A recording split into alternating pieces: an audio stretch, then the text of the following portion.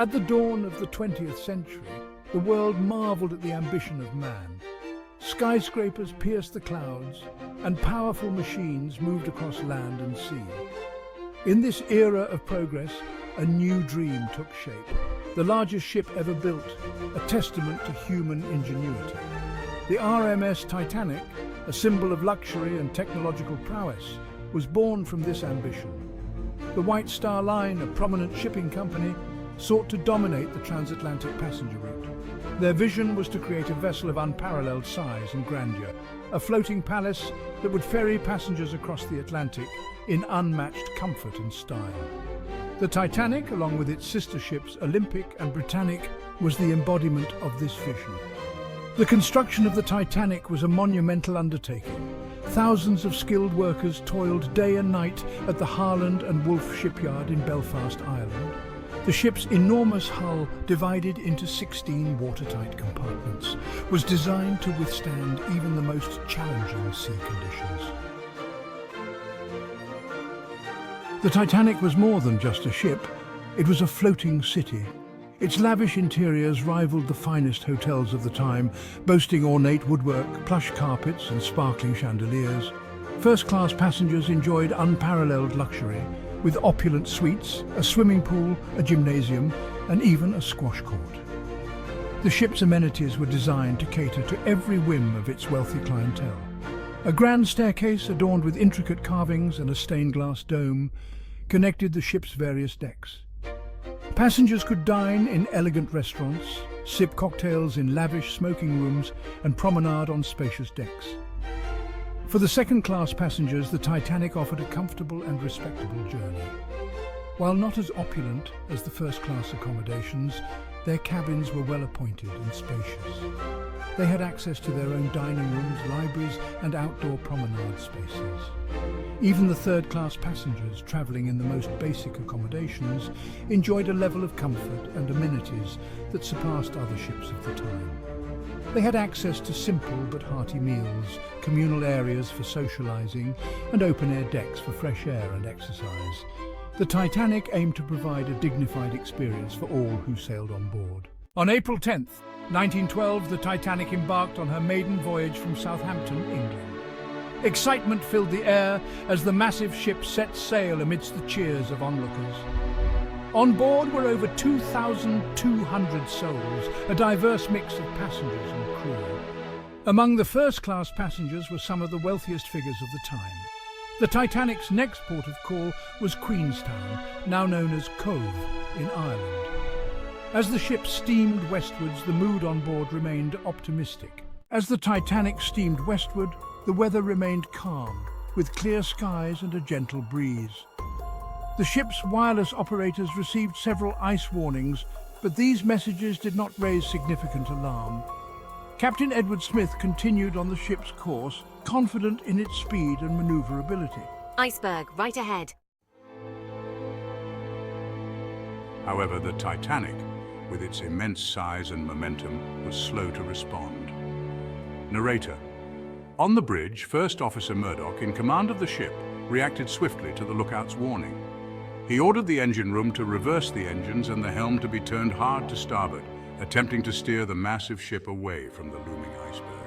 The iceberg, a silent behemoth of ice and time, scraped along the starboard side of the ship, its jagged edges tearing a series of gashes in the Titanic's hull below the waterline. The impact, though not felt by many on board, was fatal. Watertight compartments in the ship's bow began to flood rapidly, dooming the unsinkable Titanic to a watery grave. The ship's designer, Thomas Andrews, was brought to assess the damage. With a heavy heart, he informed Captain Smith that the damage was too extensive. With multiple compartments breached, the Titanic was taking on water faster than its pumps could remove it. The ship would inevitably sink. As the gravity of the situation became apparent, Captain Smith ordered the ship's wireless operators to send out distress signals, using the newly adopted SOS code. The signals crackled across the airwaves, reaching other ships in the vicinity, but none were close enough to offer immediate assistance. As the Titanic slowly began to list, Captain Smith ordered the lifeboats to be uncovered and prepared for launching. However, there was a critical shortage of lifeboats on board, enough for only about half of the passengers and crew. This tragic oversight, a result of outdated maritime regulations, would have devastating consequences. The evacuation of the Titanic was a scene of chaos and confusion. In the darkness and confusion, the women and children first protocol was followed, leading to the heartbreaking separation of families. Many passengers, clinging to hope, refused to believe the gravity of the situation and were reluctant to board the lifeboats. As the lifeboats were lowered into the dark, icy water, the band played on, their music a haunting soundtrack to the unfolding tragedy. Their selfless act of courage and compassion provided a moment of solace amidst the growing panic. The Titanic's wireless operators, Jack Phillips and Harold Bride, continued to send out distress signals until the very last moments. Their unwavering dedication to duty, even in the face of certain death, stands as a testament to human courage. News of the Titanic's sinking sent shockwaves around the world. The unsinkable ship, a symbol of human ambition and technological prowess, had succumbed to the unforgiving power of the sea.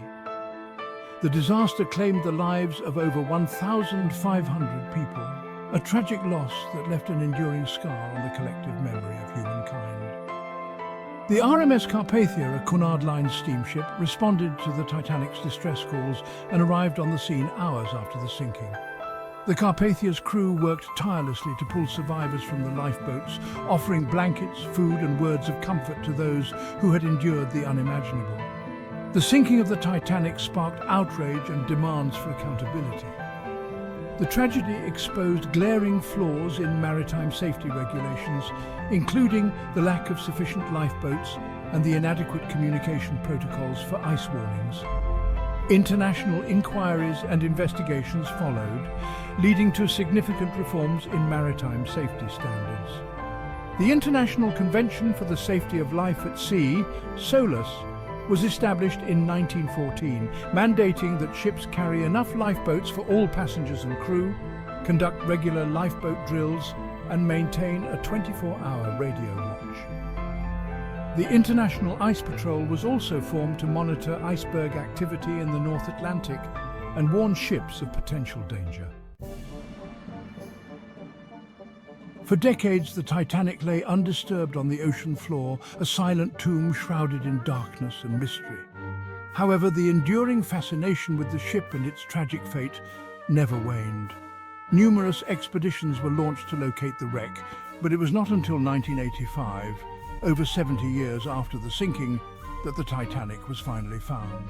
A joint American-French expedition, led by Dr. Robert Ballard, located the wreck of the Titanic at a depth of over 12,000 feet using a remotely operated underwater vehicle, ROV, named Argo.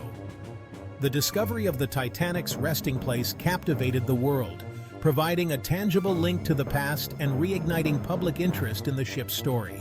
Subsequent expeditions using increasingly sophisticated technology have revealed remarkable details about the ship's final moments and the lives of those on board. Thousands of artifacts have been recovered from the wreck site, including personal belongings, furniture, and even pieces of the ship's structure. The exploration of the Titanic wreck has not been without controversy.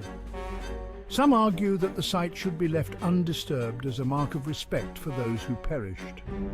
Others believe that continued research is essential to understanding the ship's history and preserving its legacy for future generations. The Titanic disaster continues to resonate deeply in the human psyche, a poignant reminder of the fragility of life and the unpredictable nature of fate. The ship's story has been told and retold in countless books, films, documentaries, and stage productions, each offering a different perspective on the tragedy. The Titanic has become an enduring symbol of human ambition, technological hubris, and the enduring power of the sea. The disaster serves as a cautionary tale about the importance of humility, preparedness, and the value of human life.